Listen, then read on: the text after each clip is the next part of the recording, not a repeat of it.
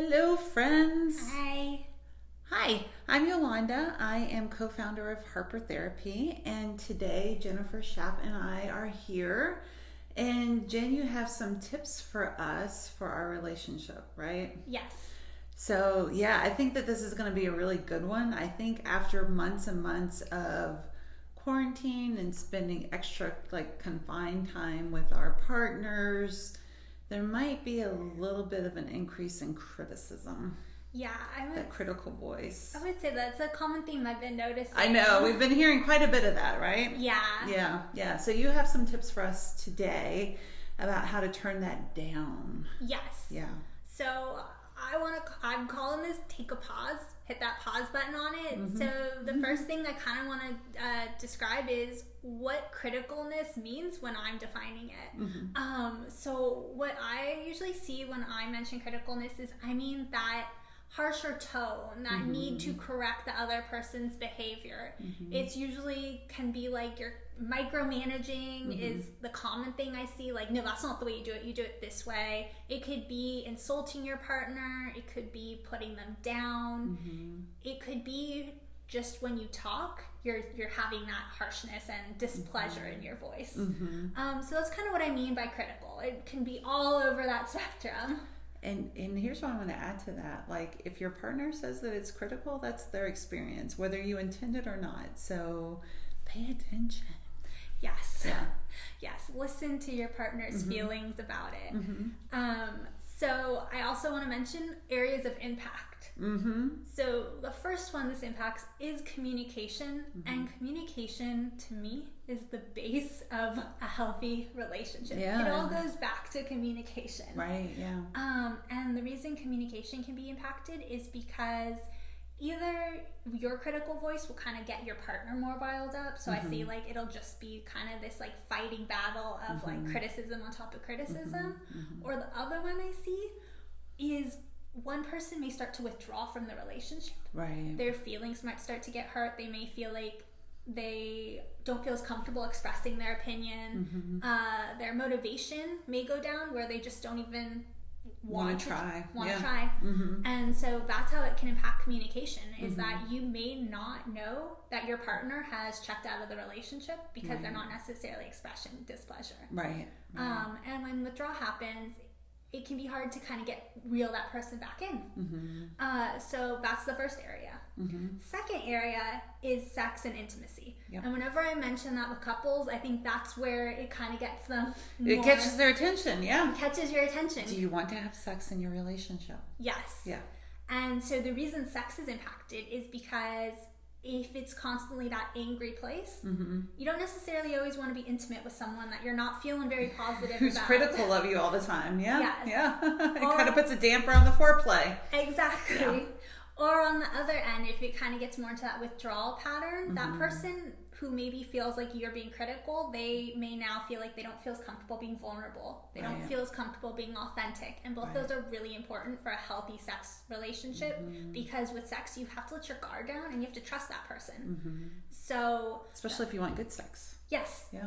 Yeah, not even just having sex, good sex, good emotional connection. I have people come in and say we're having sex, but it doesn't feel like we're just going through the motions. Right, yeah. So that's the second area. Third area is fun, date nights, positive time together. Mm-hmm. I think this kind of goes back to that authenticity, vulnerability mm-hmm. type of piece. If you're not really in a good place with your partner, if you're not really feeling happy, if you're not really feeling supported, you're probably not going to really want to spend date nights. Mm-hmm. You're probably not even going to really want to put the energy out to plan them at this mm-hmm. point. Mm-hmm. So that's the second part is mm-hmm. just that people are coming in saying we don't really have fun, we don't laugh together anymore like we used to. Yeah. And those are I picked those three areas because they're all kind of interlink with each other, mm-hmm. but they're also areas that couples come in saying these are areas that we notice have deteriorated or are not as good. Yeah. It starts with that critical voice. Yeah, exactly. Yeah. So the next step I want to say is how to fix it. Mm-hmm. Good, tell us. Yes, this is not a death sentence for your relationship. No, I know. Yeah, it's not like it's over. It's not like, oh, well, it was fun while it lasted. Yes, this is definitely fixable. And this is where I'm saying we're going to pause. So the first step is recognize it's a problem. Acknowledge that it's a problem. Listen to your partner when they say this is a problem. Yes. Yeah. Listen. Do you want to be right, or do you want to have this connection? Right. And then I want you to kind of metaphorically hit pause on that remote, on that computer screen. And what that looks like is taking a deep breath and notice if you're triggered or frustrated. So if you're the one that tends to do more of the critical voice, before you speak, imagine yourself, hit that pause button, take a deep breath, and notice, okay, I'm feeling triggered, I'm feeling frustrated, there's something I want to say. Or even asking yourself that question, like, what am I about to say? And Yes. how is it going to come across to my partner? Yes, exactly. Yeah. Slowing down your brain. Yeah, we get into those just automatic patterns of interacting with each other. And when there's criticism, it's just like a go-to. So you have to hit the pause button. You have to take that breath to do something different. Yes, exactly. Yeah. Next, before you speak, I want you to notice the tone that you're about to use. I want you to try to come from that softened tone and don't come from that, what I would say critical, that kind of loud, that kind of like harsh tone. It's like your mama said, it's not what you say, it's how you say it. Exactly. And when you speak, avoid the shoulds, avoid the absolutes, like, you always do this. This is the way you should do it. You always, you never, you. Yes. Yeah. Come from a place of request. Like, I would love it if we could try it this way. Avoid insulting their character. That would be an obvious one, but it doesn't always come. People don't always recognize it. So avoid saying, like, you're always doing things wrong. Like, you're a lazy bum. You're a lazy bum. Yeah. That doesn't go over so well. You never contribute. You don't know how to do this. Like, it's interesting because behind all of those complaints are requests. Like when we take a pause and we take a look at it, like behind the complaint, what's the request? I would like. Yes. Yeah. Exactly. And then keep in mind, kind of going on that, keep in mind what you want versus the idea of being right. So keep in mind, like, what need am I trying to get met in this moment? It's not about who actually cleans the dishes the better. Yeah. The better. Yeah. Who cleans dishes We better. gotcha. Yeah.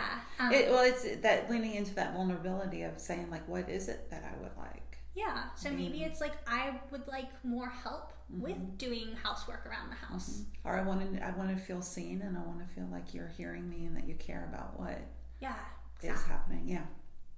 Next is keep their positive qualities in mind. Yeah. I think that's a good one. I think sometimes we can get into that place where we start to hold our partner in this negative viewpoint. Everything is bad. Everything is wrong. And that'll kind of help you shift your language as well.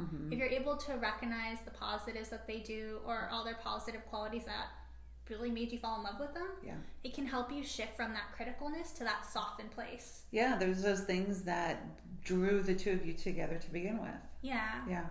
And last one, pick your battles. If it's not important, maybe don't mention it. Yeah. If it's a small thing that you're like, does this really matter in big picture? No. Am I trying to fix this because I want to be right? Right. Or am I fixing this because I'm not having that underlying need? And sometimes it's easier to just let some small things go. Right. Than if in case it's going to hurt your partner's feelings. Right. Yeah. Those are great tips. Thank you.